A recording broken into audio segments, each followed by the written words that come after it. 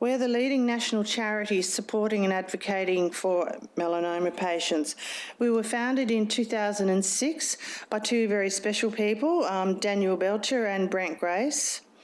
They actually met while they were in hospital receiving treatment in Brisbane at the PA, and they had very little supports, very little information, and it just so happened, here's a story for you, it just so happened that Quinton Bryce's husband happened to be in the bed next to one of them, and they got talking about, how they couldn't, there was nothing for them. So he said, Michael Bryce said, well, why don't you form a group and see where it goes? And so these two entrepreneurs, out of something bad, formed something good, like MPA.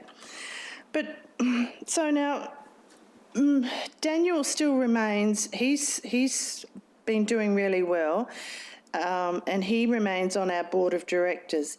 However, Brent died, he was quite young, he was about 26, and so we're really determined to honour his legacy and his vision, which is that no one with melanoma walks alone. I hope you all feel like that too with being involved with MPA. Now, the next one. So what do we do? Well, today we offer a range of services across Australia, very different to 2006 when there was not much at all.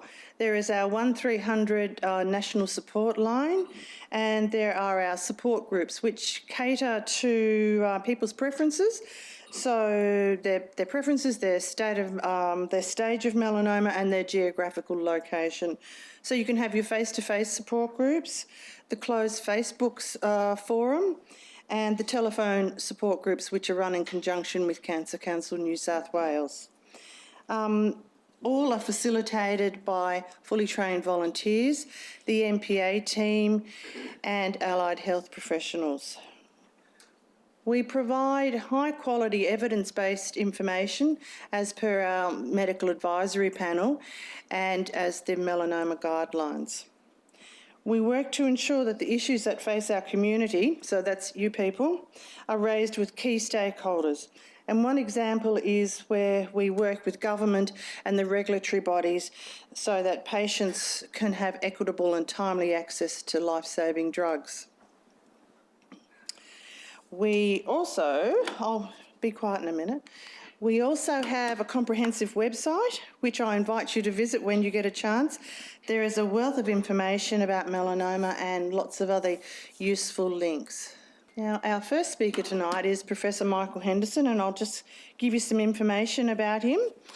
He is the head of the Melanoma and Skin Cancer Service and is Deputy Director for the Division of Cancer Surgery at the Peter MacCallum Cancer Centre. He graduated from Melbourne University and completed his surgical training at St Vincent's Hospital, also in Melbourne. He then did a fellowship in surgical oncology at the University of Texas and the prestigious MD Anderson Cancer Centre in Houston, Texas. Professor Henderson's major clinical interest is the management of patients with melanoma and skin malignancies. He maintains an effective clinical research program and has contributed to the recent guidelines for the management of cutaneous melanoma. Currently, he heads a large multinational and National Health Medical Research Council funded trial investigating excision margins in melanoma. So please welcome Professor Henderson. Thank you, Alison. Can you give me 5 minutes warning when it's my time to stop? Oh, yeah, okay. Because once I get started talking, I'll rabbit on, as those who know me will tell you. Look, I'm going to sort of... 5 minutes. You're next then. I'm going to give you a little... I think I've picked out a few little topics that I think are worthwhile hearing a little bit about. Some of them you'll know about. Hopefully I can give you a slightly different perspective on some of the things you're aware of. And I said to Alison that I'd be pretty keen that we use the opportunity for you to ask questions or disagree with me or generally abuse me while we're talking about it. So please feel free to wave your hand or shout out or something other while I'm talking. I don't mind stopping. So let's get on with it. There we go. So just to remind you that we are dealing with a significant problem. And as you can see up there, this was from a few years back. I'm glad to say that New Zealand, or sad to say, whatever you like, that New Zealand may well just be ahead of us, but it doesn't really matter. We really rank up there. And of course, the reasons why is that we are a genetically susceptible, predominantly Anglo-Celtic population that was designed for northern high latitudes, who live in a high latitude, who live in a relatively low latitude area, in a very fortunate country that allows us to have a large amount of recreational time in a sensational climate that allows us to get outside. You know, if you think about what people in northern the US and in Europe do for most of the winter, it's sit inside and freeze, whereas we're still out and about, going to the footy sometimes. So it is a problem for us. So the top wiggly line represents the incidence of melanoma in our community. The next two lines represent the orange is males and the purple is females. And down the bottom is exactly the same, total males and females, the death rates from melanoma. So what you need to understand is that if you look to along the graph till we get to the dots, that's what the real world is, and the dots represent the predicted the predicted incidence and mortality of melanoma. And I want you to notice that it looks like the incidence of melanoma in this country is flattening out. And the second thing to point out is that the mortality rate, the deaths due to melanoma, is falling. And there's quite a few reasons why that's the case. And I think this is actually quite instructive as to how we go about looking after the community when we understand why these changes are occurring. Now, the first and foremost is to talk about this. You know, Victoria, through the Cancer Council of Victoria, the Anti-Cancer Council of Victoria as it used to be known, has been a world leader in matters of public health. And I'm always proud to show this slide because a lot has been done in Victoria that has been taken up around Australia, and particularly Sid Seagull down the bottom. Those of you who are old enough to remember him, but he was the original cartoon character along with Norm, the Dinka Mozzie, that became part of a program of public health awareness. And this idea about, you know, teaching people how to look after themselves has really taken off. You know, and there's some other people in the background there, Claire Oliver, who is really instrumental as a consumer in getting the tanning laws in this country, which are world leading. Nobody else just about, well, that's not quite true. Australia was one of the first at it, and our regulations are just the best in the world by a long shot. And there's been a concerted effort to educate people about the dangers of melanoma. That's sort of secondary prevention. That's not as anywhere near important as the SunSmart program. Now, I'll just point something out to you. You'll notice that I don't know whether you know or not, but the funding for the funding for the Cancer Council's advertising on sun avoidance behaviour and safe behaviour in the sun actually comes through a state government fund, which is allocated on it's not a recurring basis. Now, when the money does come through, I want you to notice something. The ads are all directed at young people. Under the age of 15 or 16, they do what their parents told, sort of. Between the ages of 16 and 25, those of you who have got children, you'll know they're all rat bags. Over the age of 25, they start to behave themselves.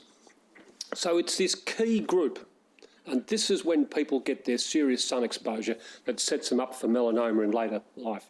And I'm going to tell you something about this in a few minutes' time that's of some interest to us.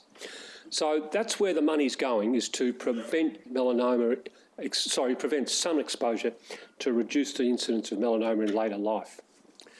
Now, as a public health issue, lifestyle is responsible for approximately 30 to 40% of cancer in Western society, particularly Australia.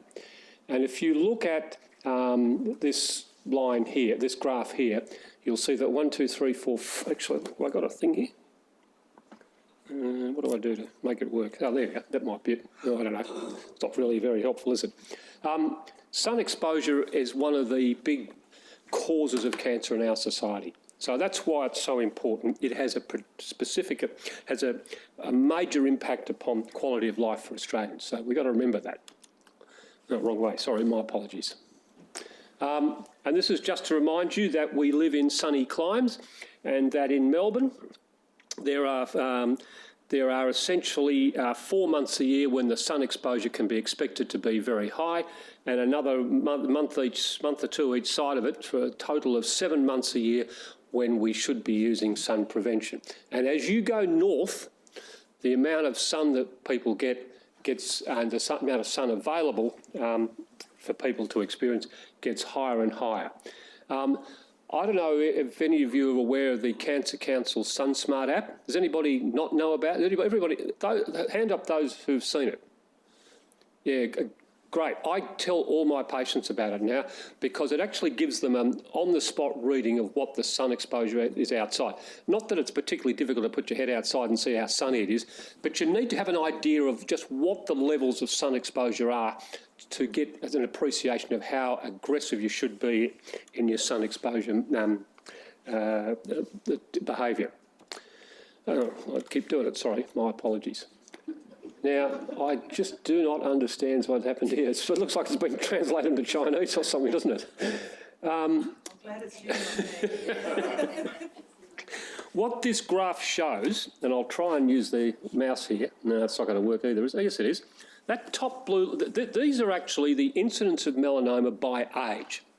So if you look at people down the bottom, that is in younger years, and we're talking about 20s, 30s and 40s, you can start to, and it's broken down by males and females, you can start to see that the incidence of melanoma increases as the person gets older. So up the top are males over the age of 65. And you look at that, it's pretty significant. And this, on the bottom line, is, I think it's the year. So the point I'm trying to tell you is that melanoma in older persons is getting more common. But I showed you a graph before that suggested that melanoma was becoming less common in the community. And here's the rub.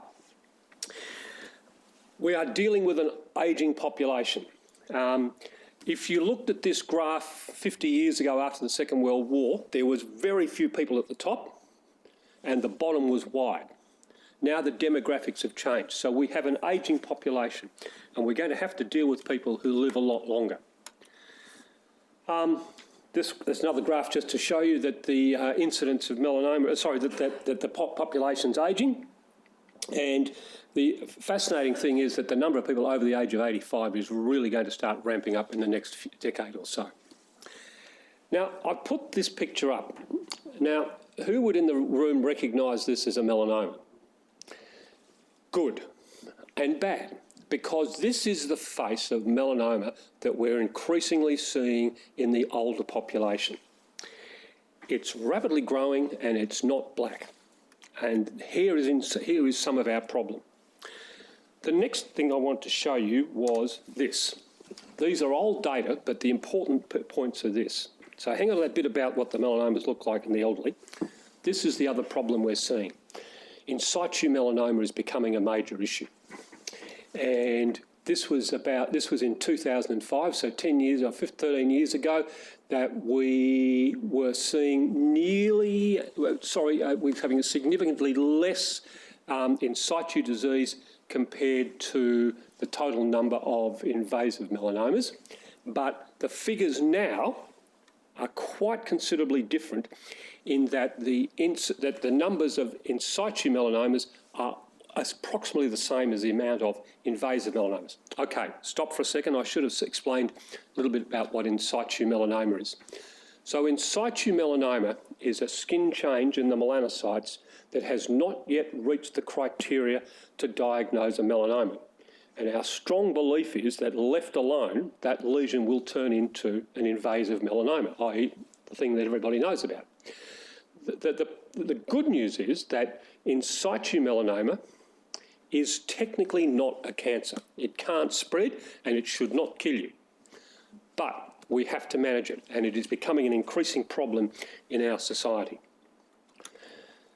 Okay, what I was going to say a little bit about from the older patient with that funny lesion is that what we're seeing is that although the incidence is going down, for older persons, the incidence is going up.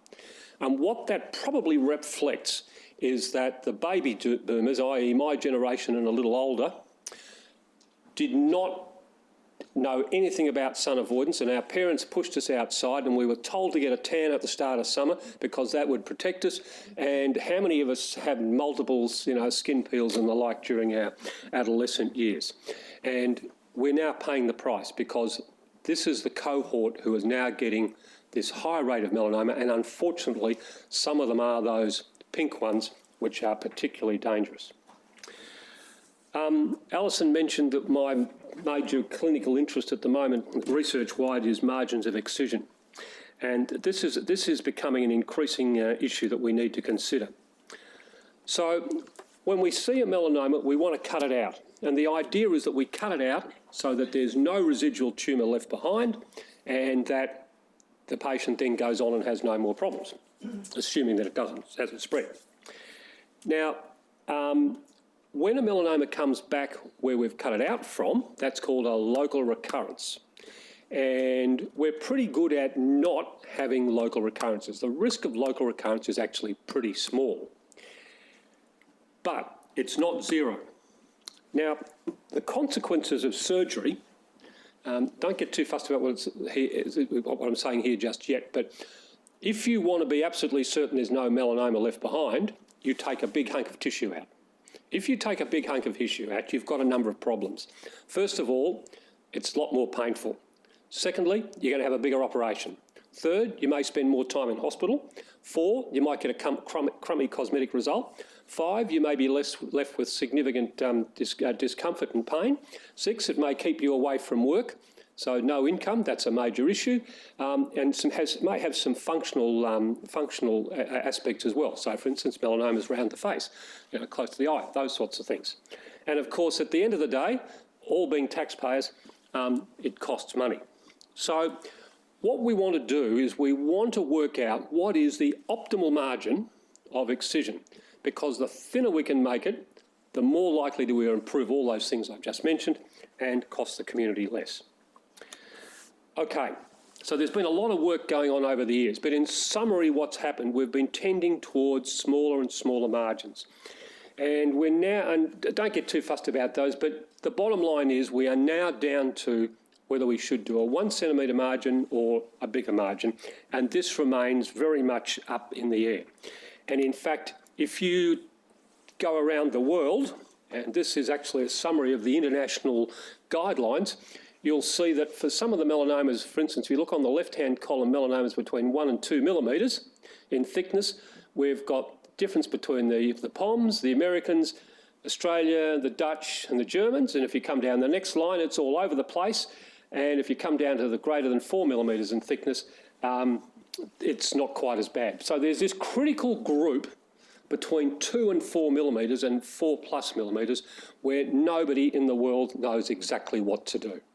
So this is what this MELMART trial that we've been banging on about is all about. So this is your taxes at work. 2.7 million to run a 3,000 patient study over the next 5 years with follow out to another 5 years. And it will answer the question about whether we can get away with thinner margins. So that is about to start in the next week or so. So you may well hear people talking about it. We're really keen to push this study. This is seen internationally as one of the big questions in melanoma, and the impact it's going to have, it will be very significant. Now, I'm interested in the science, I'm interested in patient care, but the thing that actually got us the money was we were able to convince the government we could pay for the study simply by going to 1 centimetre margins in over 12 months. It would be that much money that would be saved by the Australian taxpayer if we were able to go to thinner margins. So hopefully that'll happen, and we'll see a change in care over the next couple of years as this study matures. Now, we've got to wait for the final results, of course. Okay, this is just to show you that it's about to take off, and we've actually done a pilot study, and the full study is about to start, and it is a major international study that's going all around the world. So it's led out of Australia, led out of Peter Mac and Melanoma and Skin Cancer Trials Australia, or the old ANZMTG, but there we go. I can't finish without saying how important underpinning all our work is the guidelines. Alison and a number of other people in this room have been, I think there's one or two others I can recognise in the room, have been on these guidelines. The Australian guidelines are the gold standard. No other guidelines in the world, to my knowledge, are what we call evidence-based. The rest of what most of the rest of us like to call eminence-based, that is a bunch of usually older males with grey hair sitting in a room and deciding how melanoma should be treated, whereas the Australian guidelines are all based on a very rigorous and formal evaluation of the literature. Now, we may not always have the information, in a lot of cases we don't, to make the decisions, but at least it's a very good effort to try and be as evidence-based in our recommendations. So these guidelines are looked at by many around the world as the gold standard, and that's what they aspire to. And when people talk about the Australian guidelines, certainly they understand how important they are. So I think that's a really important thing for us to be doing. And those of you who know about Melanoma Research Victoria, which I won't talk about much other than to say that was a contributor to the new staging guidelines which have come through. And it's all part of the fact that this country is very heavily involved in research and training and education in melanoma. And I think I'll probably just stop there and give you another picture of what we like to think is our magnificent building. So there we go. I've deliberately left a few minutes for questions. Am I allowed to do that, or do you want me to sit down and get somebody on, or what do you want to do? You go. I'll go then. No. No, you continue. The incidence of nodular melanomas, are they increasing? Of that particular form, it seems that a lot of the increase in melanomas in the older, particularly male population, are due to that particular type of melanoma, that appearance. And because they're very thick and rapidly growing, it's the area where we're seeing most of our problems in terms of advanced disease, then developing into advanced disease subsequently. And that's probably reflects why the mortality is in some of these groups is a little bit higher than we'd perhaps anticipated. But the overwhelming bulk of melanomas, as you're seeing because the incidence falling, we are seeing more favourable melanomas as time goes by. How do we, I often hear patients who tell me that their doctor, whether that be a GP or a dermatologist, has not followed the guidelines. And I'm just thinking that's one issue. But how do we, what are you doing as someone who was on the guidelines, Michael, to get that information out to your colleagues? Look, that's a vexed question, and I think this is not an apology, but the problem with guidelines is that, and there are problems with them, is that they're a formal set of rules, but it's designed for a perfect environment, whereas the environment of you sitting as a general practitioner in a room with a patient across the other side of the desk, and you know all about their personal history and family history and their social circumstances, and you sometimes have to make decisions in negotiation with the patient, which may not necessarily reflect exactly what the guidelines show. So I think that's the first thing to say, is that guidelines are guidelines. They are not rules written in stone that have to be followed. And as long as everybody understands what the game's all about and accepts risks and benefits, then so be it. You know, and I see patients on a regular basis who tell me they won't do this, they won't do this, they want to do this, they want to do that, backwards and forwards.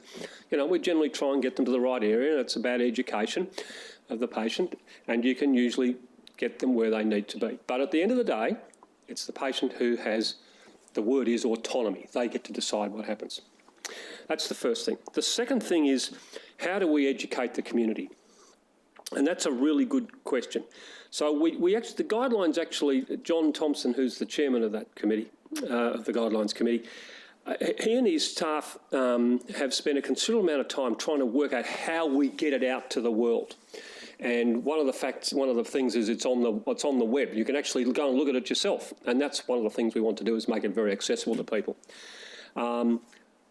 You may notice that there's been, you probably wouldn't have noticed, well, Alison, you know about it because you've been part of it, but we've done quite a lot of, you know, putting articles out there so that people start to understand that the guidelines are there and trying to update them. There's various training programs run. We now run one for our junior trainees and things like that. At the end of the day, doctors have a responsibility to keep up with what's going on. But we also have a responsibility to try and give them the best opportunity to maximise their educational activities and to get them where they want to be. I think that on the whole, for every case of under-treatment or under-servicing, and by under-servicing I mean not enough x-rays or right procedure performed or too small a margin or whatever, I'm much more likely to see more aggressive management than under management. And then it becomes back to a resource issue and what you do for patients. So I would say overwhelmingly the vast majority of doctors try to do the right thing and are worried and saying, oh, gee, perhaps I really should do this extra test or something or other because I'm really worried that, that this poor patient.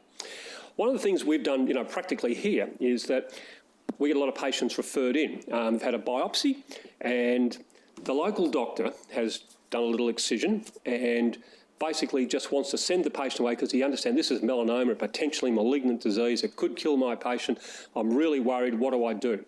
And what we've actually turned around now, and increasingly, is actually reviewing the cases that are being sent to us. And the ones that are really easy to manage, we ring the GP and say, look, this is what your patient needs, a small extra excision margin and this done afterwards and doesn't need any scans, etc., etc.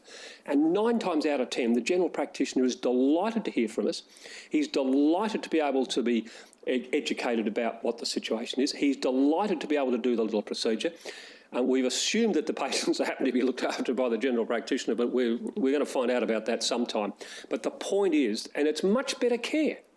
You get your small thin melanoma, up in the outblocks out back somewhere in Victoria, and you send all the way down to Melbourne, and you're 75 years old, and you've got an invalid wife. It's not good medicine. Whereas we got the local general practitioner to manage it, and it's this matter of sharing information and sharing care. So I think that's a lot of where we need to be. The general practitioner does not need to feel that they are isolated and on their own. They need to feel that they can seek assistance and they'll get it appropriately. Anyway, have I said enough? Hopefully. Thank you.